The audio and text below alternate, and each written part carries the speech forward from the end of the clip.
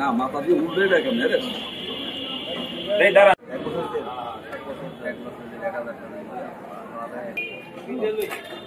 আস্তে লঙ্গির মধ্যে ঢুকবে ওই দিন যাই দিন লাতি দিছি ওই যে কেকটা হ্যালো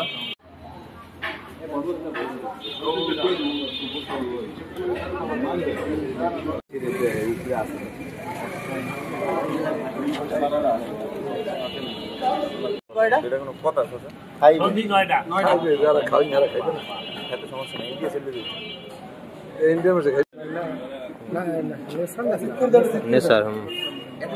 আনুমানিক 7 ঘটিকার সময় আমার গোপন তথ্যের ভিত্তিতে হলো কি এই আমাদের ইনফরমার বিভিন্ন জায়গায় এই গলাচিপাতেই হলো বাইক চালায়, তো একেই আমরা ইনফরমার হিসেবে রাখি। সে হলো আমাদের ইনফর্ম দেয় যে তাপসী রানী দাস নামের এক মহিলা, উনি দীর্ঘদিন ধরে হলো যে এই ব্যবসার সাথে জড়িত এবং এর আগেও 2-3 বার আমরা ধরার চেষ্টা করেছি, কিন্তু উনি আমাদের হাত ফসকে যায়। আমরা এর আগে একবার শাখারিয়া পর্যন্ত আমরা হুন্ডা নিয়ে ধাওয়া করি, কিন্তু সে অত্যন্ত চতুর বলে সে আমাদের হাত ফসকে চলে যায়। তো আজকে যখন আমরা তথ্য পাই যে সে আবারও চালান নিয়ে এই যে কাপড়ের ব্যাগে করে তার ভিতর বস্তায় ভরে কচ্ছপ নিয়ে যাচ্ছে, তখন আমরা সাথে সাথে একে নিয়ে আমরা তার পিছু ধাওয়া করি। ধাওয়া করতে করতে শুহুরি ব্রিজ সংলগ্ন তাকে ধরতে সক্ষম হয়।